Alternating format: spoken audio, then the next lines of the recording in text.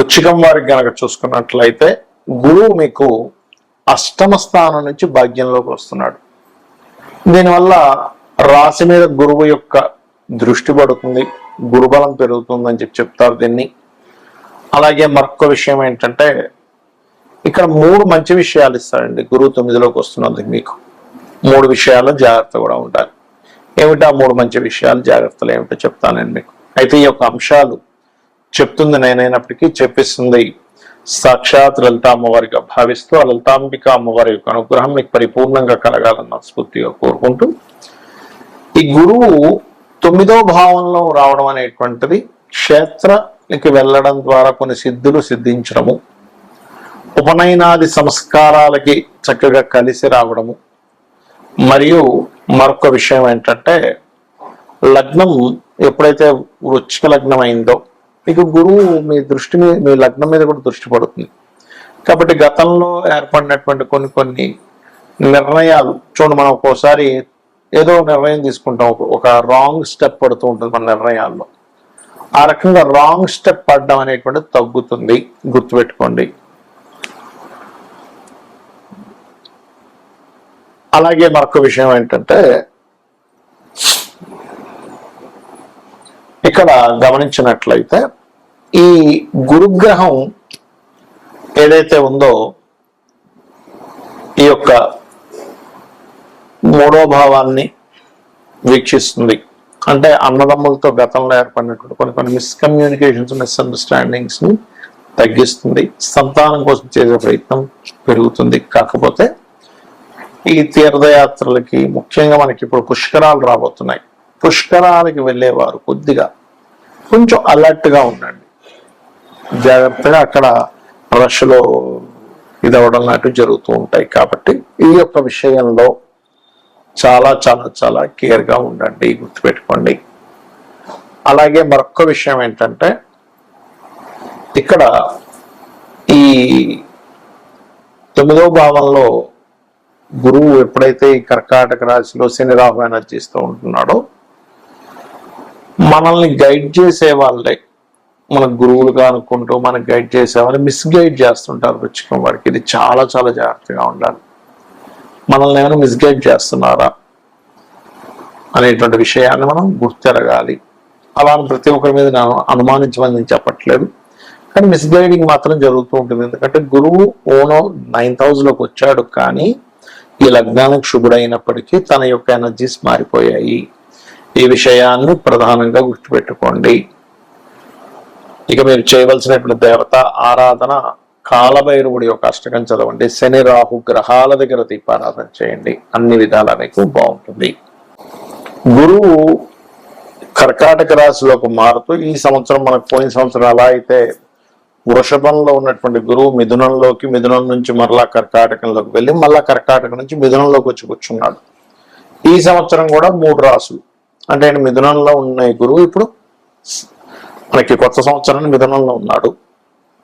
అలాగే కర్కాటకంలోకి వస్తున్నాడు జూన్ 2కి, నవంబర్ 1కి అలాగా సింహంలోకి వెళ్ళి కేతుతో కనెక్ట్ అవుతున్నాడు.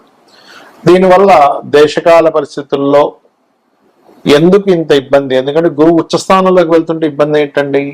నేను చాలా రోజుల క్రితం చెప్పాను ఏమండి, గురువు కాదు, గురువు యొక్క స్వరూపం పూర్తిగా పాడైంది అని. అందుకే చూడండి, విపరీతమైన ఎండలు, విపరీతమైనటువంటి వర్షాలు, ఒక రకమైనటువంటివి అన్నీ కూడా చెప్పుకున్నాం, మన యూట్యూబ్ ఛానల్లో ఉన్నాయి. అదేదో అంటే విపత్తు వచ్చేస్తుంది అనేటువంటివి మనం వింటూ ఉన్నాం వార్తలు. ఎందుకు కారణం ఏమిటి అంటే సర్పదోషాన్ని ఇన్నర్గా క్రియేట్ అవుతుంది. అక్కడ సర్పదోషం ఎలా క్రియేట్ అవుద్ది? రాహు వల్ల, కేతువు వల్ల. రాహుకేతువులు ఇంకొక గ్రహంతో కంజక్షన్ లో ఉన్నప్పుడు సర్పదోషాలు క్రియేట్ అవుతూ ఉంటాయి కదా. రైట్. అయితే ఈ కంజంక్షన్ విషయంలో ఇక్కడ ఒక మంచి కంజంక్షన్ కూడా ఉంది, అది కూడా ఏంటో చెప్తాను. ఒకటి, కర్కాటక రాశిలోకి జూపిటర్ ఎంటర్ అవుతున్నందుకు జల ప్రళయాలు,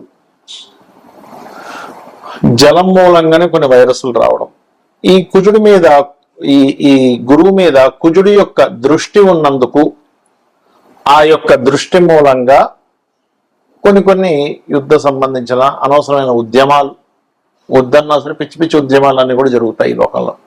విపరీతమైనటువంటి కొన్ని ఉద్యమాలు జరగనున్నాయి, గుర్తుపెట్టుకోండి. అవి తలా తోకాలైనటువంటి ఉద్యమాలు. అనవసరంగా ఎందుకు చేస్తున్నారు ఇప్పుడు ఈ ఉద్యమం అనుకోవడం. కొన్ని మంచి కూడా జరుగుతున్నాయి, మంచిగా ఉండవని నేను చెప్పట్లే. పాపం వాళ్ళ న్యాయం కోసం పోరాడేవి కూడా ఉంటాయి, అందులో ఉండవని నేను చెప్పట్లేదు. ఎందుకంటే కుజుడు ఓన్ హౌస్ లోకి ఉండి గురువుని చూస్తున్నాడు. కర్కాటక రాశిలో ఉండే గురువు. కర్కాటక రాశిలో ఉండే గురువు అంటే ఏంటి? విద్యార్థులు, విద్యా సంస్థలు, విద్యా సంబంధించిన విద్యార్థులు కొన్ని ఉద్యమాల్లోకి ఎంటర్ అవడం ఇస్తాడు ఇక్కడ. ఎందుకండి ఏం గురువు మంచి ప్లేస్ లో ఉన్నాడు కదా, కుజుడు కూడా ఓన్ హౌస్ నుంచి చూసుకుంటున్నాడు కదా అంటే, ఇక్కడ మనం అర్థం చేసుకోవాల్సింది గురువు శని రాహు ఎనర్జీస్తో ఉన్నప్పుడు సర్ప దోషాన్ని క్రియేట్ చేస్తూ ఉంటాడు.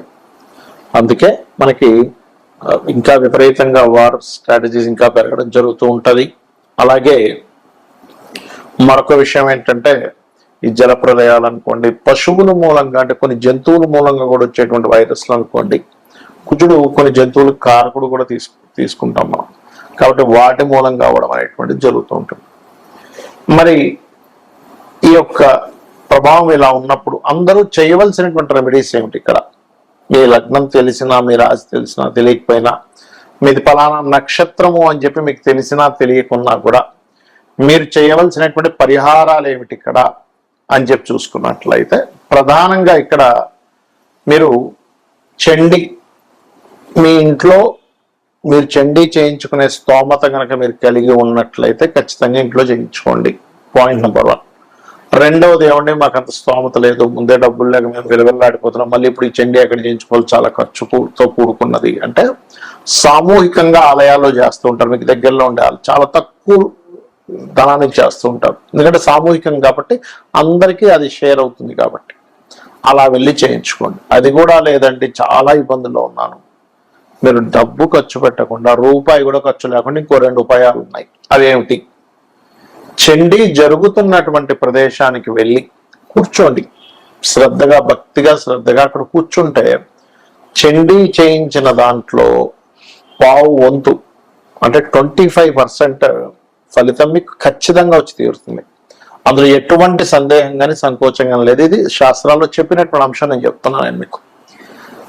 అలా కూడా కాదు, నేను ఏదో దుబాయ్లో ఉన్నాను, ఎక్కడో ఉన్నానండి, నా పరిస్థితి ఇలా ఉంది, ఇక్కడెక్కడా కూడా అక్కడ చండీలు అవి ఏం చేయరు. అప్పుడు ఏమిటి? యూట్యూబ్ ఉందిగా, మీరు ఎక్కడున్నా కూడా, మీరు ప్రపంచంలో ఎక్కడున్నా యూట్యూబ్ ఉంది. ఆ యూట్యూబ్లో చండీ పారాయణము అని కొట్టండి, వినండి.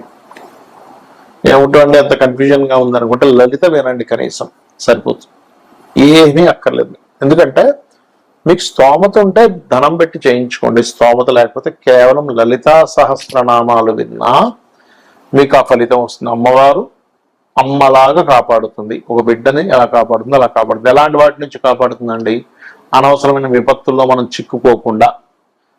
గోచార గ్రహాల్లో ముఖ్యంగా గురువు కర్కాటకంలోకి అతిచారంలో, ఈ అతిచారం వల్ల ఏమిటంటే మనం లాస్ట్ టైం కూడా చెప్పుకున్నాం, అతిచారానికి ముందే చెప్పాను ఏమంటే గోల్డ్ రేటు సిల్వర్ రేట్ ఎలా పెరుగుతుందో పిచ్చి పిచ్చి పెరుగుతుందని. అలాగే ఇప్పుడు కూడా పెరిగేటువంటి యోగాలు ఇస్తూ ఉంది, అది 1 సంవత్సరం వరకు ఉంటుంది. అయితే ఇందులో ఒక గమ్మత్తైన విషయం ఏంటంటే ఈ గురువు కేతువు కలిసి సింహరాశిలో కలుస్తారు.